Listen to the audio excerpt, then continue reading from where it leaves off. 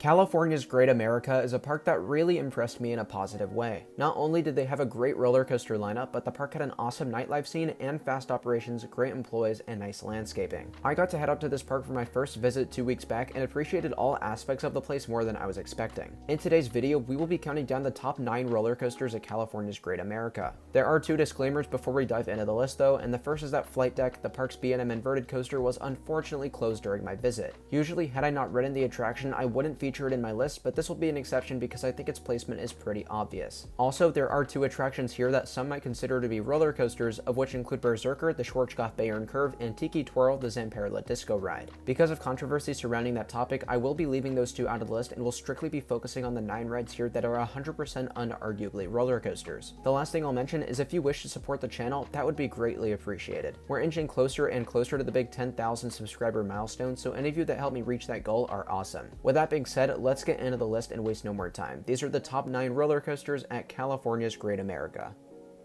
Number 9, Woodstock Express. The first of 2 junior coasters to be featured on this list is one actually manufactured by Intamin. The ride opened way back in 1987 and is a legitimate little ride in scale. Unfortunately, it is pretty boring despite this, as there isn't much force at all, but I did appreciate getting to obtain the credit. It's a shockingly rare ride model that looks more visually appealing than anything else, so while it is the lowest ranked coaster on this list, it's not a bad ride in my opinion. Number 8, Lucy's Crabby Cabbies. The park's smallest roller coaster actually packed more of a punch than its Intamin counterpart. Built by E&F Myler in 1999, this steel junior coaster has a custom layout with a series of fun bunny hops. Now, people my age aren't actually supposed to ride this attraction due to a height limitation, but my friend and I decided to give it a try anyways, and we had no issues getting on it. Credit-wise, this made up for missing Flight Deck and was a surprise coaster ride all around, so we had no complaints relating to Lucy's Crabby Cabbies. Number 7, Psycho Mouse. Aerodynamics only ever built 3 Wild Mouse coasters, and they're pretty fun attractions all around. For their ride genre, they're absolutely up there on my list of Wild Mice because they're smooth, have a couple decent moments of airtime, and run with a limited amount of trim brakes. Unfortunately, this one did trim a little bit harder than the one I rode at Valley Fair, but it's fine because the layout makes up for it anyways. Number 6, Grizzly. One of the most frowned upon wooden coasters out there, has a notoriously boring layout with so many elongated and slow elements. I only got one ride on Grizzly and it was in the front row, so the coaster was perfectly smooth and the speed was decent all around. However, people are absolutely right when they say this is a lame ride. I kid you not, some of its elements feel similar to a monorail, which is seriously pathetic. I think the park needs to either get rid of this thing altogether or treat it to an RMC or Gravity Group retract to breathe new life into it. Number 5, Patriot. Opening in 1991 as a stand-up coaster, this converted floorless design was better than I personally expected. Part of me thought that it would ride like Firebird at Six Flags America, which is another stand-up turned floorless coaster built at a similar scale. But Patriot was totally smooth and had a select few thrilling elements. My favorite parts were the windy bit after the first turnaround, the turn into the corkscrew, and the corkscrew itself. All of these portions were better than anything you could find on Firebird. Despite its mixed reputation and small size, I was pleasantly surprised by Patriot. Number 4, Demon. For years, I've always loved my classic aero looping coasters. Some maybe aren't the best, but the ones that are good are usually really fun. Demon is no exception to this, as it's got many quirks that differentiate it from other rides of its kind. For starters, Demon has a couple sections with sound effects, theming, and lighting that amplify the ride experience. It also runs pretty smooth for its ride genre, and the minimal braking at its mid-course means really fast corkscrews. Of course, it's not a super long ride, and it's pretty jank, and it's not going to hold up to the modern giants that we have today, but Demon should be cherished for its maintenance and classic feel.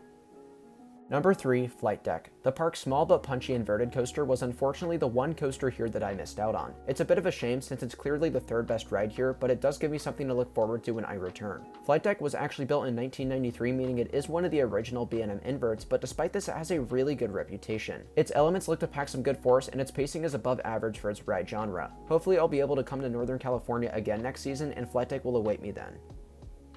Number 2, Gold Striker. Before I say a word about this ride, let me just say that California's Great America has one of the best top 2 coaster lineups I've ever seen. They're both strikingly different from one another, pun intended, and are both very intense and crack my top 20 overall coasters list. Gold Striker is a ride that I expected a lot from, but I should have been expecting more. I really cannot say enough good things about its layout, as it's long, intense, and has a perfect balance of low to the ground with high off the ground. Its sequencing is perfectionate for a GCI Woody, and the way it rips through it is even better. Thus, Gold Striker turned out to be my new favorite GCI coaster, above the likes of Renegade at Valley Fair, Prowler at Worlds of Fun, Thunderhead at Dollywood, and even Ghost Rider at Knott's Berry Farm. Also, you didn't hear this from me, but do yourself a favor of getting a night ride on this thing, and your opinion on GCI might just change as you know it.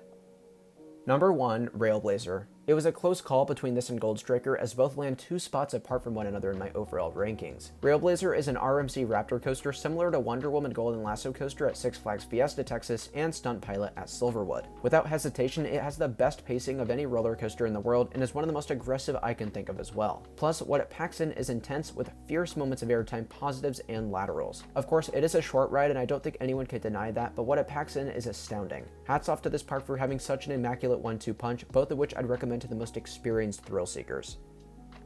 Although this list was a bit tricky to decide on, I hope you can all generally agree with what I came up with. California's Great America is a great park with lots of fun screen machines, so I hope you get the chance to visit soon. If you've already had the chance to do so, feel free to let me know down in the comments how you rank the coasters here. Also, if you could do me the favor of liking the video and subscribing down below, that would be greatly appreciated as well. Thank you all so much for watching today's video, and I'll see you very soon. Bye guys.